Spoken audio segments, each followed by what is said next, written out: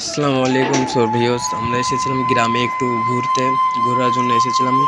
তো এসে এখানে দেখলাম নদীর বাঁধ। তো নদীর বাঁধ দেখার জন্য এসেছিলাম। এসে দেখি কাকা, মামা, চাচা, নানা, নানি সবাই মাছ মারতেছে, কিন্তু এখানে তো নানিকে খুঁজে পাওয়া যাচ্ছে না, জঙ্গলে হয়তো পড়ে আছে। তো এই সমস্যা নেই, এখানে আমাদের ইমরুল ভাই ওর নানিকে খুঁজতে এসেছিল জঙ্গলে, কিন্তু খোঁজার জন্য খুব হয়রানি হয়ে গেছে। এখানে মিন্টু মামা এসেছে লুঙ্গি পরে, কিন্তু কিচ্ছু করার নেই। চাচা অনেক কষ্টে মনে বিড়ি লাগালো, বিড়ি লাগাতে চাচ্ছে না। আরে বাবা, পকেটে রাখে, সমস্যা নেই। তবে সবাইকে আমি বলে দিলাম এখানে যাতে কেউ এসে একটু সাইডে যান না আসে। এখানে যদি পড়ে যাওয়া হয় জীবন বাঁচার রাখা খুব কঠিন, জীবন বাঁচানো আর যাবে না। কেননা এখানে আদি ইমরুল ভাই ভয়তে ওখানে বসে গেছে। মিন্টু মামা আমাদের এখানে বেশি সেনাগিরি করতেছে। বেশি সেনাগিরি করতে গেলেই কিন্তু সমস্যা, আমাদের বাঙালিরা কেউ বোঝে না। ওখানে মাছ মারতে মারতে যাতে শোল মাছ, আমাদের বাঙালি সবাই জানি শোল মাছটা কি মাছ। তবে এখানে পানি তো দেখতেছেন, ওই ব্রিজের থেকে সবাই নদীতে গোসল করে।